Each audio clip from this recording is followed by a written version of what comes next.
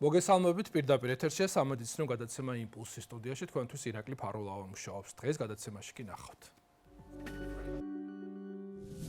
რეპროდუქციული და შარდ-სასქესო სისტემის პრობლემები, რომლებზეც საუბარს მამაკაცები ხშირად გაურბიან. რა სიმპტომია უროლოგთან ვიზიტის ყველაზე ხშირი მიზეზი?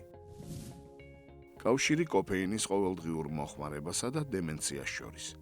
ახალი მეცნიერული კვლევის შედეგები რუბრიკაში მსოფლიო მედიცინა.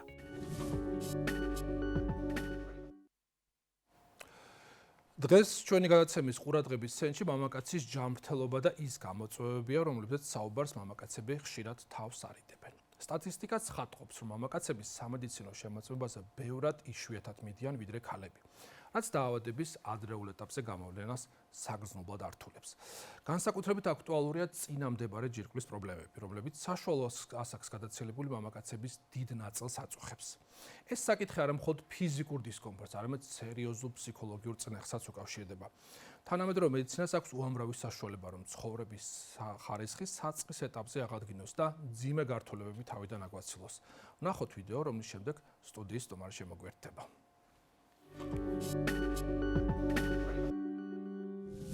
წინამდებარე ჯირკვლის დაავადებები მამაკაცის რეპროდუქციული და შარდ-სასქესო სისტემის ერთ-ერთი ყველაზე გავრცელებული პათოლოგიაა. პროსტატიტი და წინამდებარე ჯირკვლის კეთილთვისებიანი ჰიპერპლაზია ის ძირითადი დიაგნოზებია, რომლებიც პაციენტებს უროლოგთან ვიზიტს აიძულებს. დაავადების გამომწვევი მიზეზები მრავალფეროვანია.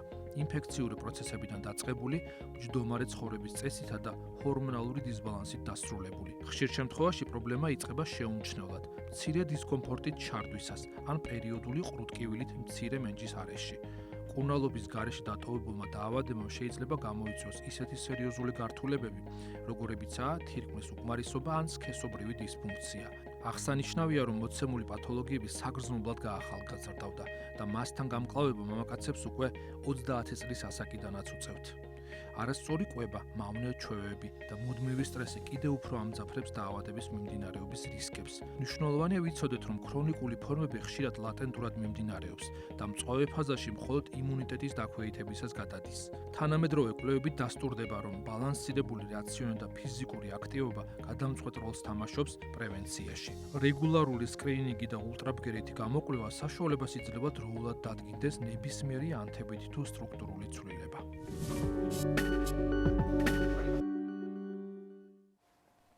ამ თემაზე იმპულსის შეკითხვებს ექიმი უროლოგი ვაკო დოლიძე უპასუხებს. მოგესალმებით ვაკო, მადლობა სტუდიის სტუმრობისთვის და იმ თემაზე საუბრისთვის, რომელსაც პრინციპში დღევანდელი დღე ეძღვნება, იმიტომ რეალურად 14 თებერვალს მსოფლიო სამედიცინო საზოგადოება აღნიშნავს მამაკაცის ჯანმრთელობასთან დაკავშირებულ დღეს, რომელსაც უკავშირდება ის პრობლემები, რომლის გამოც ყველაზე ხშირად უროლოგებს მიმართავენ და მათ შორის წინამდებარე ჯირკვლებთან დაკავშირებული პრობლემები და სექსუალური დისფუნქცია. მოკლედ, ეს ყველა თარიღი გაერთიანებულია და მთელი მსოფლიო სამედიცინო საზოგადოება ამ თარიღსაც აღნიშნავს.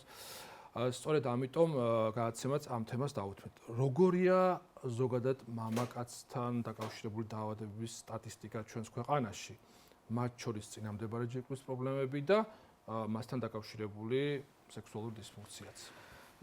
გამარჯობათ ირაკლი, მოგესალმებით, მოგესალმებით თქვენს ტელემაყურებლებს.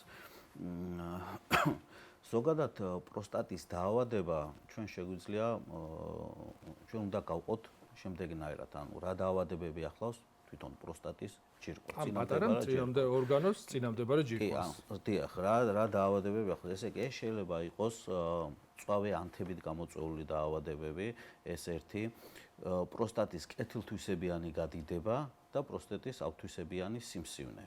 ეროვნული მონაცემებით ზოგადად პროსტატის კიბოს ერთ-ერთი მოწინავე ადგილი უკავია უროლოგიურ დაავადებათა შორის. ეროვნული მონაცემებით სწორედ ამიტომ ეროვნული სკრინინგ პროგრამების ერთ-ერთი მთავარი სამიზნეც არის ზუსტად მოგახსენებთ, კი, ყველაფერს მოგახსენებთ. გამომდინარე აქედან მაგალითად 2015-დან 2021 წლამდე მონაცემებით პროსტატის კიბოს გამოვლენის რიცხვი საგრძნობლად გაიზარდა. რაც მე ასე ვთვლი, რომ ასევე ამას ხელი შეუწყო იმ თანამედროვე, ასე ვთქვათ, კლინიკურ-ლაბორატორიული გამოკვლევების, ინსტრუმენტალური გამოკვლევების ხელმისაწვდომობამ პაციენტის მიმართ, რაც ასე ვთქვათ 40 წელს გააცილება, მაგას თითქმის ნახევარზე მეც რაღაც გარკვეული ციფრებით ეს პრობლემა აწუხებს და სადღაც 70%-მდე იზრდება ყოველწლიურად. ძირითადად მამაკაცი რისკ ჯგუფში შედის 50 წლის შემდეგ. ძირითადად ესე არის მიჩნეული და შესაბამისად რეკომენდებულია წელიწადში ერთხელ ყოველ ვიზიტი უროლოგთან შესაბამისი პროფილაქტიკურ გამოკვლევებზე ცოტა მოგვიანებით ვისაუბრეთ, რამდენად მნიშვნელოვანია საბედნიეროდ არსებობს მეთოდი, რომელიც ძალიან მარტივად იძლევა იმის საშუალებას, რომ წინამდებარე ჯირკვალთან დაკავშირებული პრობლემური საკითხები ძალიან ადვილად გამოვლინდეს. ამისთვის მხოლოდ ერთჯერადი ვიზიტის და მარტივი ანალიზის ჩატარება არის საჭირო. ამაზე საუბარი აქვს პროსტატ სპეციფიკურ ანტიგენზე, რომელიც ერთ-ერთი მნიშვნელოვანი მარკერი. ეს მოგვიანებით. მოდი ვისაუბროთ იმაზე, რა როლს ასრულებს გენეტიკური წინასწარ-განწყობა და მემკვიდრეობა და ამ ფაქტორების გათვალისწინებით აუცილებლად უნდა ჩაიტარონ თუ არა დროული გამოკვლევები მამაკაცებმა თუნდაც 40 წლამდე. რა თქმა უნდა, გეთანხმებით გენეტიკური წინასწარ-განწყობა, როგორც პროსტატის კეთილთვისებიანი ჰიპერპლაზიის, ასევე პროსტატის ავთვისებიანი სიმსივნის შემთხვევაში პირდაპირ კავშირში არის. პაციენტებს მაგალითად, რომელსაც ახლონათესავე მამა, ან ძმა, ან ვინმენაცესავი, ვისაც ჰქონდა აღმოჩენილი და დადასტურებული პროსტატის მაგალითად ავთვისებიანი სიმსივნე 2 ან 3 ჯერ მეტად იზრდება რისკი იმისა, რომ პაციენტს გამოუვლინდეს. ამ შემთხვევაში ცოტა უფრო ადრეც უნდა დაიწყოს გამოკვლევები. რა თქმა უნდა, თუ იმ შემთხვევაში თუ პაციენტი შედის ამ რისკ ჯგუფში, რა თქმა უნდა, ადრე უნდა დაიწყოს ყურადღების მიქცევა ამ საკითხისადმი. მოკლედ დავიწყოთ საუბარი იმაზე, კიდევ მემკვიდრული ფაქტორის გარდა რა ფაქტორები უწყობს ხელს პროსტატის პრობლემების წარმოქმნას. მნიშვნელოვანია თუ არა, აი ჩვენ ნახეთ კიდევ კადრებში მჯდომარე ცხოვრების წესი, ადინამია, ის ფაქტორები, რომელიც ხელს უწყობს დაავადების განვითარებას, ინფექციური დაავადებების გადატანა. ეს ყველაფერი არის თუ არა წინაპირობა იმის, რომ შეიძლება უფრო ადრე განვითარდეს, იმაზე ადრე ვიდრე წარმოგვიდგენია და უფრო ადრეც უნდა დაიწყოს შესაბამისი გამოკვლევები. რა თქმა უნდა, ინფექციური გადატანა, ინფექციური დაავადებები, არაჯანსაღი ცხოვრების წესი, ის მდგომარეობები, მაგალითად, მჯდომარე მდგომარეობები, ყოველდღიური, ანუ ის მოქმედებები, რომელიც მცირე მენჩში ახდენს სისხლის მიმოქცევის დარღვევას, რა თქმა უნდა, ხელშემწყობი ფაქტორი არის გარკვეული ანთებითი და შემდგომში ანთებითი დაავადებების განვითარებისთვის, ასევე პროსტატის კეთილთვისებიანი ჰიპერპლაზიის განვითარებისთვის. ამიტომ ეს ყველაფერი ურთიერთკავშირში არის და მოქმედებს პროსტატის დაავადებების განვითარებაში. ასევე რომ შემოვიფარგლოთ ხოთ წინამდებარე ჯირკვლის პრობლემებით, უნდა აღვნიშნოთ, რომ ზოგადად დღევანდელი დღეს სწორედ ამას უკავშირდება. ეს ფაქტორები ხელს უწყობს არა მარტო პროსტატის პრობლემებს, არამედ რეპროდუქციული ჯანმრთელობის პრობლემებსაც უნდა აღვნიშნოთ და მამაკაცის შულოსნობის უნარზეც ახდენს გავლენას. სწორედ ამიტომ ეს კომპლექსურად არის მოქცეული ეს თემები და უნდა ვისაუბროთ, რომ აი რა არის ნიშნები, სიმპტომები, რომლის გაჩენის შემთხვევაში მამაკაცმა აუცილებლად უნდა მიმართოს ექიმს, იმიტომ რომ ამან შეიძლება გამოიწვიოს არა მარტო პროსტატის პრობლემები, არამედ ძალიან უფრო სერიოზული რეპროდუქციული პრობლემებიც კი. დიახ. ზოგადად პროსტატის ჯირკვალი თვითონ ორგანოს ძალიან დიდი მნიშვნელობა აქვს რეპროდუქციულ სისტემაში. ანუ ძირითადი ფუნქცია შევეხები მოკლედ, ანუ რა ორგანოა და რა მნიშვნელობა აქვს ამ ორგანოს მამაკაცის რეპროდუქციულ საკითხებში. პროსტატის ჯირკვალი ზოგადად არის კუნთოვან ჯირკვლოვანი ორგანო, რომელიც ანატომიურად განლაგებულია შარდის ბუშტის ყელის არეში და ძირითადი ფუნქცია მისი არის ის, რომ ის გამოიმუშავებს სეკრეტს, რომელიც მნიშვნელოვანია სპერმატოზოიდების გადაადგილებაში მის ასე ვთქვათ დამცველობით ფუნქციას ახდენს, მის სიცოცხლის უნარიანობას ზრდის და შესაბამისად ეს პირდაპირ კავშირში არის რეპროდუქციულ სისტემასთან, ესე ვიტყოდი. გამომდინარე აქედან გარკვეული პროსტატის დაავადებები სერიოზულ პრობლემას უქმნის როგორც რეპროდუქციული ასე ვთქვათ სისტემის სახით, ასევე სექსუალური ასე ვთქვათ სექსუალური პრობლემების მხრივ და უროდინამიკის მხრივ, ანუ მუშარდის აქტის დარღვევის მხრივ. აი ჩვენ ახლა კადრში ვხედავთ რა სიგნალებს გვაძლევს პროსტატა, რა არის მნიშვნელოვანი და საგანგაშო იმ დროს, როდესაც იწყება ეს პრობლემები. რას უნდა მიაქციოს მამაკაცმა ყურადღება და არ გამორჩეს მხედველობიდან? რას უნდა მიაქციოს მამაკაცმა ყურადღებას? ზოგადად პროსტატის დაავადებების ძირითადად გამომჟღავნება ხდება პირველადად, როდესაც ის ექიმს მიმართავს, ეს არის ჩივილები, ხო? ძირითადი ჩივილები, რომელიც ახლავს პროსტატის დაავადებს, ეს არის გახშირებული შარდვა, მტკივნეული შარდვა, შარდის ნაკადის დაქვეითება, შარდის ბუშტის არასრული დაცლის შეგრძნება, სისხლიანი შარდი. ეს ჩამოთვლილი ყველა სიმპტომი, ასე ვთქვათ, ყურადსაღები არის, ისაქცევი არის იმისთვის, რომ შემდგომში სერიოზული პრობლემა აირიდოს მამაკაცს. აი შეიძლება თუ არა ეს პრობლემები წინამდებარე ჯირკვალთან დაკავშირებული პრობლემები მიმდინარეობდეს უსიმპტომოდ. აი ამ ჩამოთვლილი სიმპტომების გარეშე. დიახ, შესაძლებელია მიმდინარეობდეს უსიმპტომოდ, როგორც მაგალითად პროსტატის კეთილთვისებიანი ჰიპერპლაზიის, ასევე პროსტატის ავთვისებიანი სიმსივნის დროს შესაძლებელია საერთოდ სიმპტომის გარეშე მიმდინარეობდეს, რა თქმა უნდა, საწყის ეტაპზე. ავთვისებიანი სიმსივნური პროცესებისთვის დამახასიათებელია ზოგადად საწყის ეტაპზე უსიმპტომოდ მიმდინარეობა ამ პროცესის.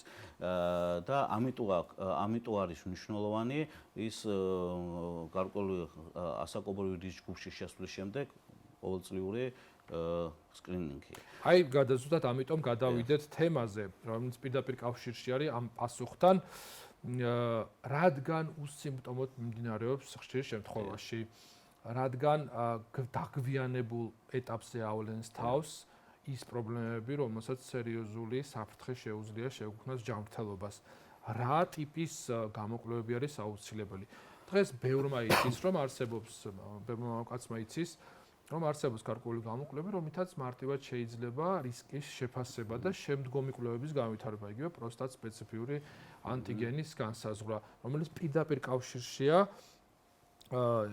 ორგანოს ჰიპერპლაზიასთან, მის ფუნქციასთან, მისი ქსოვილის აქტიურობასთან და ასე შემდეგ.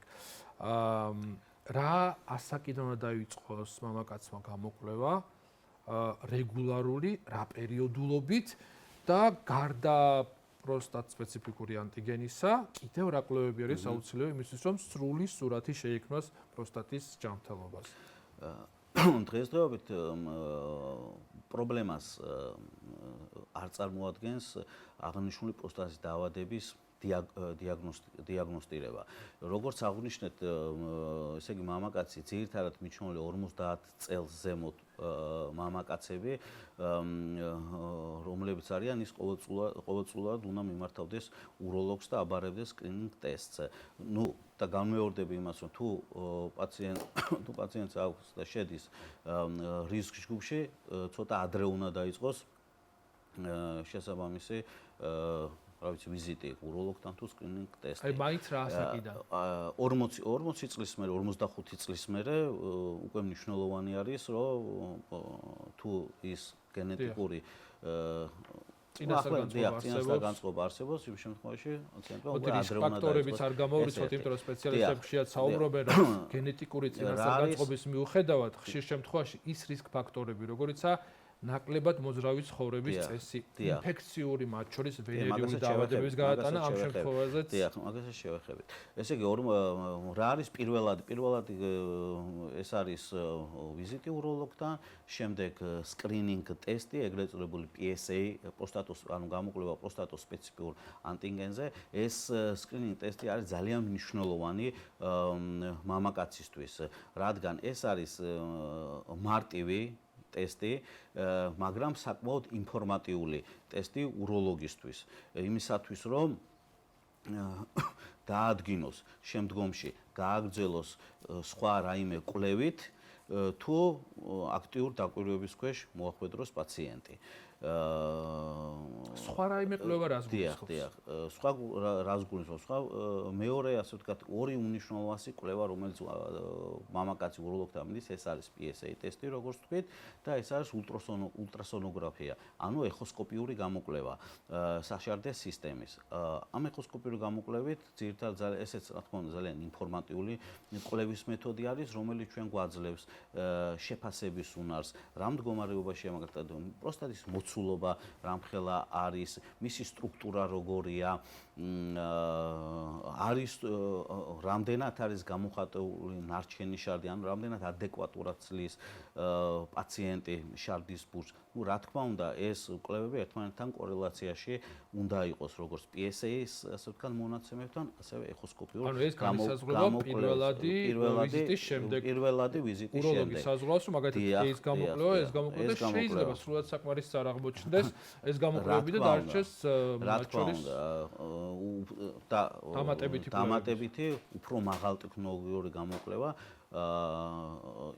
ინსტრუმენტული გამოკვლევა, როგორც არის, რა ვიცი, ან MRT, ან პროსტატის ბიოპსია, უფრო ინვაზიური გამოკვლევის მეთოდი, მაგრამ მინდა აღვნიშნო, რომ ეს ყველა გამოკვლევის მეთოდი ძალიან ხელმისაწვდომი არის დღესდღეობით აჭარის მოსახლეობისათვის, პაციენტებისათვის. თავარია სურვილი პაციენტი მივიდეს და ჩაიტაროს.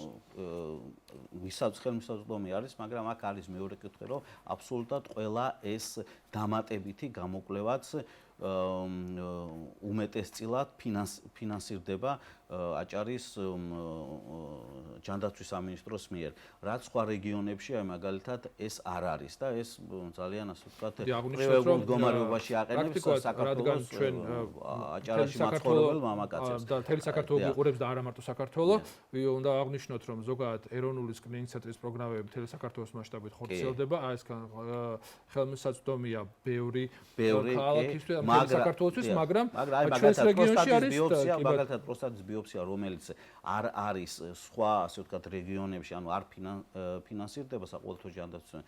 ჩვენთან აჭარის ჯანდაცვის სამინისტრო აფინანსებს. ანუ აღვნიშნოთ, რომ ბევრი სხვა პროგრამის მსგავსად ჩვენს რეგიონში დამატებით რეგიონალური ჯანდაცვის სამინისტრო აფინანსებს სხვა პროგრამებს და იმ პროგრამებში არსებულ დანაკლისს, რომელიც პაციენტების ხშირ შემთხვევაში საკუთარ ხარჯებთან არის დაკავშირებული, ავსებს ადგილობრივი ჯანდაცვის პროგრამა და ამის ფონზე კიდევ უფრო მეტი мотиваცია უნდა არსებობდეს მამაკაცებისთვის, რომ ჩაიტარონ გამოკვლევები და განახორციელონ ეს შესაბამისი კვლევები, რაც მნიშვნელოვანია ამ პროცესში. ასევე უნდა აღვნიშნოთ, რომ ამ ყველაფრის შემდეგ იწყება ბუნებრივია მკურნალობის პროცესი. თანამედროვე რეალობაში უროლოგიის არსებული მიღწევების ფონზე რა მეთოდები არის ხელმისაწვდომი მკურნალობისთვის და მნიშვნელოვანი? ზოგადად მკურნალობა პროსტატის როგორც აღვნიშნეთ, არსებობს პროსტატის სხვადასხვა დაავადებები, ხო, ეს არის პროსტატის მაგალითად კეთილთვისებიანი ჰიპერპლაზია და პროსტატის ავთვისებიანი სიმსივნე, რომელსაც რადიკალურად განსხვავებული მკურნალობის მეთოდი აქვს. ნუ პირველი, რა თქმა უნდა, რაც მნიშვნელოვანია, რა თქმა უნდა, მედიკამენტოზური მკურნალობით ხდება ამ დაავადების, ასე ვთქვათ, საწყის ეტაპზე, რომელიც მოიცავს ალფა ბლოკერებით, ანუ ისეთი პრეპარატებით, რომლებიც მოქმედებენ შარდის ბურთის ყელზე, ანუ უადვილებენ მუშარდვის აქტს. აუნჯობესენ, მაგრამ არის ისეთი, ასე ვთქვათ, მდგომარეობები, სადაც მედიკამენტოზური მკურნალობა, ანუ შედეგს ვერ იძლევა, შესაბამისად არის მიღებული ოპერაციული კურნალობის მეთოდები. ძირითადად რაც არის სოფლიოში ოპერაციული კურნალობა, მაგალითად პროსტატის ჰიპერპლაზიის დროს, ეს არის ეგრეთ წოდებული, მოსახლეობაში გავრცელებული უსისხლო ოპერაციას ეძახიან. ეს არის მცირე ინვაზიური ოპერაცია, ანუ ენდოსკოპიური ოპერაცია, რომლის საშუალებითაც ხდება კეთილთვისებიანი ჰიპერპლაზიის დროს ტრანსურეთრალურად მოცილება ამ ასე ვთქვათ ჰიპერპლაზირებული ან გადიდებული პროსტატის ჯირკვლის. ეს მეთოდი ამ პაციენტის მაყურებლის რო განმარტოთ პოპულარულ ენაზე, ეს არის ნაკლებად ინვაზიური ოპერაცია, რომელიც ნაკლებად ტრაუმულია, პაციენტის რეაბილიტაციის პერიოდი მცირდება და ბუნებრივია რეაბილიტაციის პერიოდი უფრო მარტივად ხდება და პაციენტის ოპერაციიდან ძალიან მალე უბრუნდება ცხოვრების წესს. დიახ, და ასევე უნდა ითქვას, რომ ბოლო წლებშიც უკვე დიდი ხანია ჩვენთანაც დანერგილი არის აი ლაზერული მოცილება აი ამ გადიდებული პროსტატის, ესეც გარკვეულწილად პრიორიტეტი არის ისეთ პაციენტებში, მაგალითად, რომლებიც ხანგრძლივად არიან ანტიკოაგულანტებზე, სხვა რიგი დაავადებების გამო და ჩარევა გარკვეული რისკებთან არის დაკავშირებული, ამიტომ გამომდინარე აქედან აი ეს ლაზერული ტექნოლოგია, რომელიც ფართოდ არის დანერგილი ბათუმში, ძალიან აქტიურად გამოიყენება აი აღნიშნული დაავადების ოპერაციული მკურნალობისათვის. ეს რაც შეეხება პროსტატის კეთილთვისებიან ჰიპერპლაზიას, რადიკალურად განსხვავდება მიდგომა, როგორც მედიკამენტოზური, ასევე ოპერაციული პროსტატის ავთვისებიანი სიმსივნის დროს. აქაც არის ენდოსკოპიური გზით ონკოლოგიური გაიდლაინები ერთვება და მათ შორის ყველა ის მეთოდი, რომელიც მიდგომა ახასიათებს, როგორც ახლა ყველა ონკოლოგიურ დაავადებაში, მათ შორის პროსტატის კიბოსაც და უნდა ითქვას და ძალიან ის რომ აი როგორც საქართველოში სულ რამოდენიმე წელია და მათ შორის ბათუმში აქტიურად ინერგება რობოტული ტექნოლოგია, რობოტით გაკეთებული ქირურგიული ოპერაციები და ეს საკმაოდ დიდი ნაბიჯი არის როგორც ქირურგიაში, ასე უროლოგიაში. და მნიშვნელოვანია საქართველოში ბევრი წამყვანი ტექნოლოგია, რომელიც მსოფლიო მასშტაბით ინერგება, ხშირ შემთხვევაში ძალიან ოპერატიულად, ხშირ შემთხვევაში სულ რაღაც რამდენიმე წლიანი ინტერვალით ინერგება ჩვენს ქვეყანაში და კარგია, თუმცა რეალურად ჩვენი მიზანი ის არის, რომ არ დარჩეს ამის საჭიროება, არც რობოტული ქირურგიის, არც მედიკამენტოზური და დროულად მოხდეს გამოვლენა. მთელი მედიცინა, მთელი საინფორმაციო კამპანია, ზოგადად ყველა ეს ღონისძიება მიმართულია იმისკენ, რომ დროულად მოხდეს გამოვლენა, მით უმეტეს ბუნება მოგცა ესეთი ნიშანი, რომ არსებობს წინასწარი გამოვლენა. ყველაზე მნიშვნელოვანი არის პრევენცია და პრევენციული ის ღონისძიებები, რომელიც აუცილებელია, რომ ჩაიტაროს მამაკაცმა, რომელიც უახლოვდება უკვე რისკ ჯგუფს, მხედველობაში პროსტატის დაავადების დროს.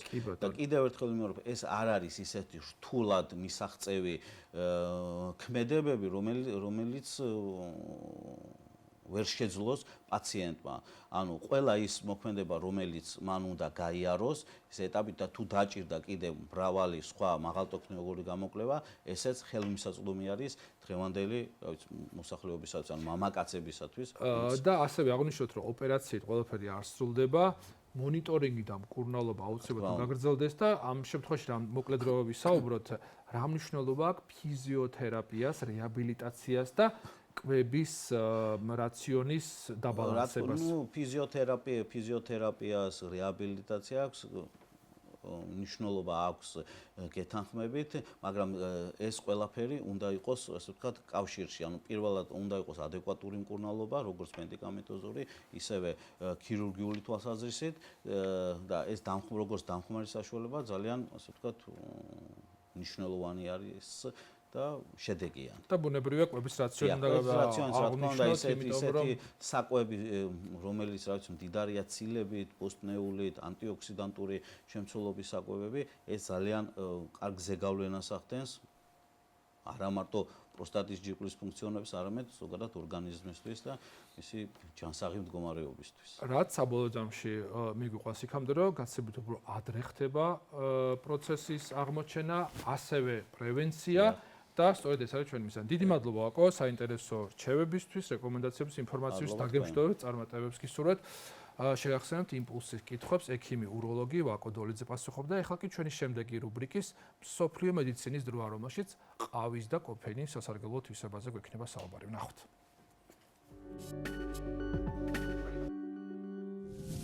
მეცნიერებმა კოფეინის ყოველდღიური მოხმარება დემენციის დაბალ რისკს დაუკავშირეს. დილის ერთი ფინჯანი ყავა ან ჩაი არა მარტო გამამხნევებელია, არამედ ტვინს დაბერებისგანაც იცავს. ახალი კვლევა აჩვენებს, რომ ამ სასმელების ზომიერი მოხმარება დემენციის განვითარების რისკს ამცირებს. ჟურნალ YAMA-ში გამოქვეყნებულ ახალ კვლევაში მეცნიერებმა მასშტაბური სამედიცინო პროექტის მონაცემები გაანალიზეს, სადაც მოხალისების ჯანმრთელობის მდგომარეობას წლების განმავლობაში აკვირდებოდნენ. შერჩევაში 121,000-ზე მეტი ადამიანი მოხვდა, ხოლო დაკვირვების პერიოდი ზოგ შემთხვევაში 40 წელზე მეტ შეადგენდა. ამ დროის განმავლობაში დემენცია დაახლოებით 11,000 მონაწილეს განუვითარდა. ყავისა და ჩაის მოხმარების ყველაზე მაღალი მაჩვენებლის მქონე მონაწილეებს დემენცია უფრო იშვიათად უვლინდებოდათ. სხვაობამ დაახლოებით 18% შეადგინა მათთან შედარებით, ვინც ასეთ სასმელებს იშვიათად სვამდა ან საერთოდ უარს ამბობდა. გარდა ამისა, კოფეინის მოყვარულები მეხსიერების გაუარესებას უფრო იშვიათად უჩიოდნენ და კოგნიტურ ტესტებშიც უკეთეს შედეგებს აჩვენებდნენ. საინტერესოა, რომ მსგავსი კავშირი უკოფეინო სასმელის შემთხვევაში არ გამოვლენილა. ეს მიუთითებს იმაზე, რომ შესაძლოა გადამწყვეტ როლს სწორედ კოფეინი ასრულებდეს. მაქსიმალური სარგებელი არა ყავის მოყვარულებში, არამედ ზომიერი მოხმარებისას დაფიქსირდა. ოპტიმალურად მიჩნეულია ჩვევა. დალიოთ დღეში დაახლოებით 2-3 ფინჯანი ყავა ან 1-2 ფინჯანი ჩაი. დოზის გაზრდას შესამჩნევი დამატებითი ეფექტი არ გამოუწვევია.